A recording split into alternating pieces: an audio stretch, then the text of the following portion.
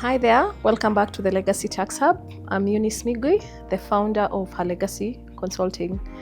So today I want to talk about something that you'd expect by now all of us know, but some of us still don't understand. And that is exactly what tax is. I get this question a lot, like, what is tax? And it's funny because so many of us are know about taxes but not knowing about taxes because it's just what you were told and you just took it. So I want to make it really simple for you, for me, and for just everyone who needs to hear this, so that in the future as you're moving, you can have a good grasp of what tax is, what's its purpose, and exactly why we are charged and pay taxes. So very simply, tax is the rent you pay for living in Kenya. Tax is the rent you pay for living in any country. If today you are to move, you move to the US, you move to South Africa, you move to the UK, you're going to pay taxes there, because in its simplest form, tax is basically the rent that we pay to live in a certain country. And some people will go like, hey, that doesn't make sense and all that. But think of it. If today you live somewhere, you have to pay rent. You just can't go to a house and start living. You just can't go to a random apartment and just occupy it and just take it because it's there. That is as simple as it is. So when you live in Kenya, when you work in Kenya, when you do investments in Kenya, whatever you do, you have to pay rent for being here in this space, in this country. And I tend to think when we think about that, then it makes you have a bit of a different perspective, because for most people, they tend to think of tax as money that the government takes from you for no reason at all. Because it's always like, oh, we're paying more and more and more and more every day. Why are we paying more? What are they doing with our money and all that? Do you ever ask your landlord what they do with their money? Do you? When you pay your rent, do you ask your landlord? No, you don't. I'm pretty sure I don't ask my landlord what he does with the money.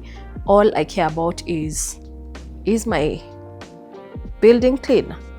Do I have electricity? Do I have water? Do we have security? And I get it. We can flip that to this other side of it, where we're going to talk about the taxes now that we pay as Kenyans. You hear a lot of people go like, even ile kidogo yenye imelipwa, what are they doing with it? What's happening with this? What's happening with that? But what you don't realize is very few people actually pay taxes. Which, let's go to the analogy of building. You live in an apartment complex that has 20 units. Out of those 20 units, only 20% of people actually pay taxes. In all honesty, do you think that 20% of people, or that 20% collected, will be able to help the management run that apartment? No. So if you live in an apartment, you don't pay rent. You don't get to ask your landlord or your property manager why the elevator is not functioning, why you don't have water, why you don't have let's say good security, why the property is not clean. Imagine it's actually the same thing.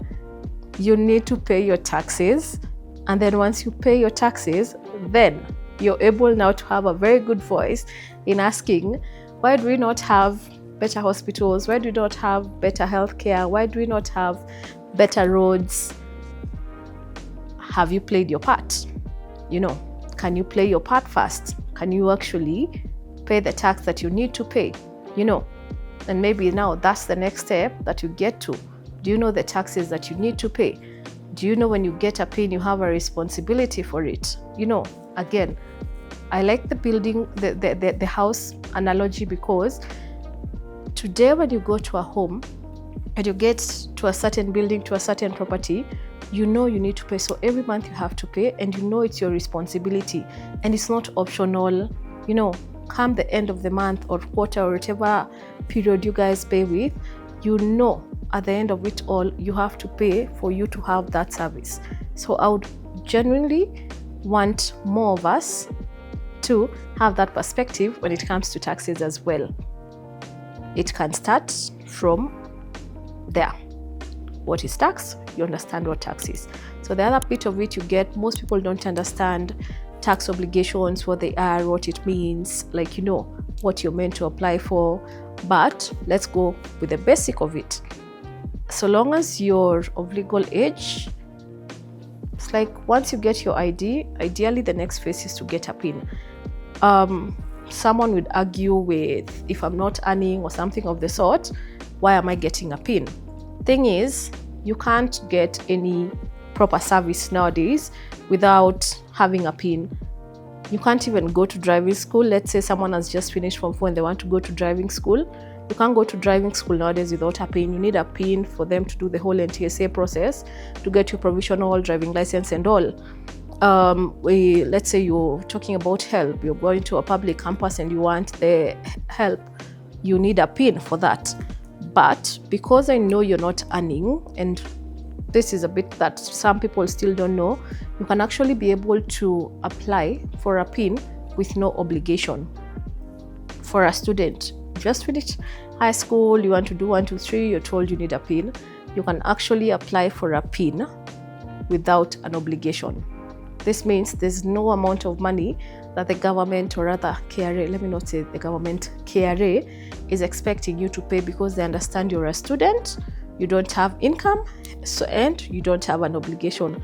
But once you get this kind of PIN, if by any chance you start campus and you know start earning, you need to convert it to a PIN with an obligation. An obligation is simply your source of income, in a simplest way to explain it. So there are different obligations. So let's say as an individual, you can either earn income from employment, you can earn income, let's say, from property, one or another, maybe you inherited property or something of the sort, and that's your source of income. You can also earn income from running a business, doing consultancy work and stuff like that.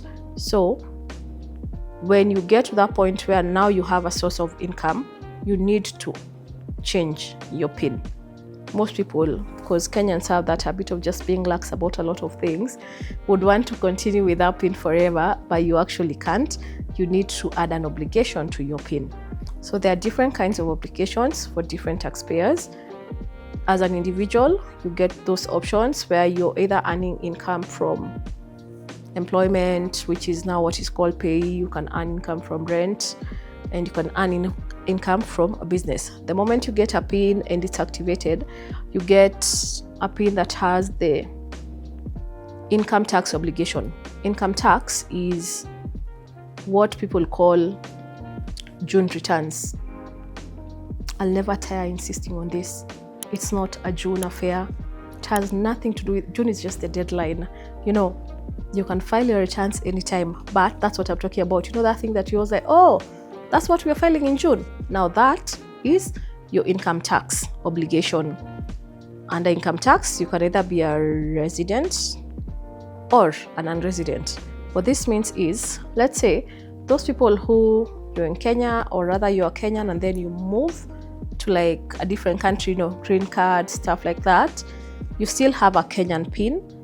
So, but you don't earn income in Kenya and you don't live in Kenya. You still have an obligation to file your returns every year. You file nil returns, but you file nil returns as a non-resident because you're not living in Kenya, or let's say for that specific period when you're filing, you know, you file returns for every year. So 2024, you're not in the country. 2023, you're not in the country. You become a non-resident, even if you are a Kenyan. Make sense? I believe it does. But if you are Kenyan, living in Kenya, throughout 2024, while living in Kenya, while earning an income in Kenya, you'll file your returns as a resident. Resident, non-resident has nothing to do with being Kenyan and not Kenyan, and everything to do with where are you earning in a specific period. So diaspora people, please file your nil returns as non-residents. And with that, I honestly believe that you've learned 1, 2, 3 about taxes. And keep it tuned. If you have any questions, again, you can reach out to me on Instagram, you can reach out to me on email.